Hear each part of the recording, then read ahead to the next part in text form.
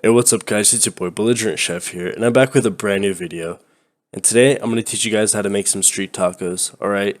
I'm not even going to talk, let's just jump straight into it. First things first, you're going to need your cutting board, corn tortillas of your choice, cayenne pepper, salt, regular pepper, onions, limes, tomatoes. You're going to need cilantro, jalapenos, and then finally, flank steak. After you've kicked all of the ingredients out of the fridge, then you're going to take out your meat. There are easier ways to do this, but as you'll learn watching my channel, I like doing everything the complicated way. After you've figured out how to unwrap your meat, you're going to get some tin foil, put it down, and then put your meat right on top of it. Alright, then we're going to start with the rub. First, you're going to put on salt. You want to salt this liberally. It is a very thick cut of meat, so we just have to make sure it has the flavor, okay? Just put a bunch of salt on there.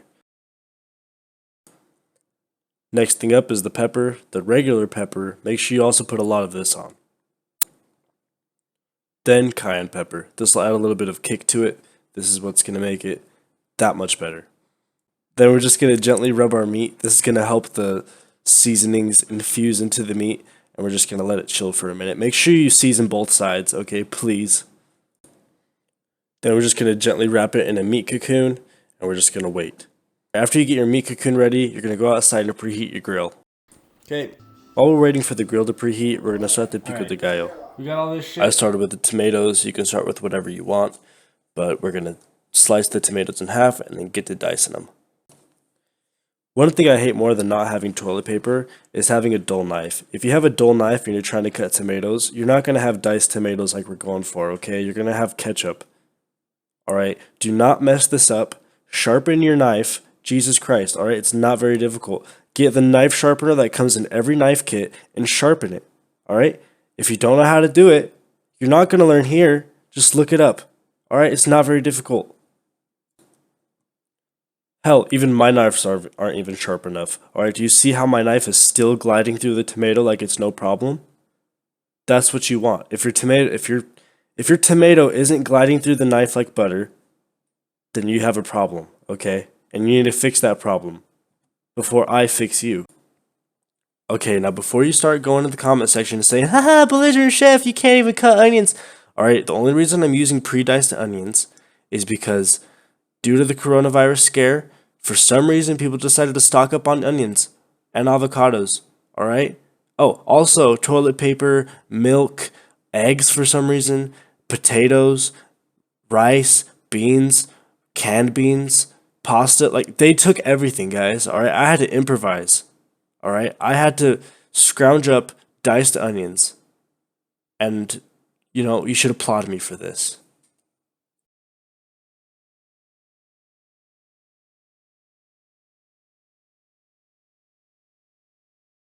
By the time I was done dicing the tomatoes and putting the onions in the container, I realized, hey, the grill's still on and there's no meat on there. So I had to go fix that problem, okay? So I went and cleaned the grill and I put the meat on there. Alright, but we're still not done with the pico de gallo, so let's go get started on that again. So you're going to cut the jalapeno in half, you know, dice it up, but first make sure you take out the seeds, alright?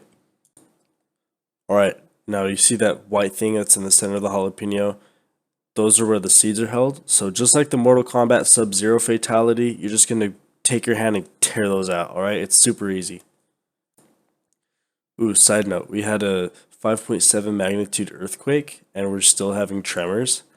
Right now we're having one. I don't know if you can hear it, but yeah, that's pretty cool.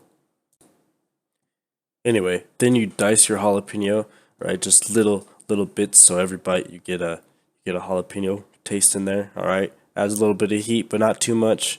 Makes everything taste great. All right, then you just throw your jalapeno in there. And this next part is optional. You don't always have to put lime in there, but I really love lime, so I did. So you're just gonna get a lime, you know, roll it around your cutting board, then cut that in half, squeeze it in there to your liking of flavor. Alright, I really like lime, so I put a lot in there. If you don't like lime, don't put it in there. If you like a little bit, just put a little bit. Not very difficult. Apparently I didn't record when I was chopping cilantro, but you can also put that in there for extra flavor. I can tell you. Alright, It's just gonna be after you've good. cooked your steak for 5 minutes on each side, then we're going to take it off the grill, put it on your cutting board, and we're going to get to chopping. This next part is very important, so make sure you listen. Holy Jesus. Okay, do you see how there's lines going through the steak? Those are the grains. Don't cut with the grains, cut against it. Alright? So don't run parallel. Don't run your knife parallel with the grains. Run it perpendicular. Alright? Make sure they're intersecting. Very important. Alright? If you don't do that, your steak's not going to be as tender. Just trust me. Jesus Lord. Then we're just cutting it that way until you're done. Now you can either stop here or continue on. Alright, if you want strip steaks, that's fine. But if you really want to do it perfectly, make sure you cut it into cubes. Alright, this isn't very difficult. You just get this strip steaks and you just cut it into cubes. How can I make this any easier on you? It's not very difficult. Just follow the instructions and you'll get it done the way it's supposed to be done. Now I'm going to make this even more easy on you. You get to cut it however big you want. Alright? If you guys mess this recipe up, you guys should not even be near a kitchen. You need to hire somebody to cook for you. I know it's expensive, but this is what you deserve. Alright? If you cannot follow this simple recipe, you do not deserve to be in the kitchen. Now we're finally going to get to eating this. First, you're going to get a pan. Make sure it's flat. The bigger the better, but make sure it's flat. You're going to preheat it. Not very hot, probably like medium high. Alright, not like the hottest it can go, but you want it hot. And then we're going to put our corn tortillas in there, alright? Whoever eats corn tortillas not warmed up or cooked is a maniac. They're not very good when they're just out of the bag. Alright, if you like them that way, I guess you can eat it like that, but I really do suggest cooking it or at least warming it up. You're just going to cook them until you think they're done. You're going to put on the meat, then the pico de gallo, and then cilantro if you want. It's all up to you guys. This is your canvas. Alrighty guys, thank you so much for watching. As always, nutrition facts are in the description in the spreadsheet. I'll be uploading again next Wednesday. Peace.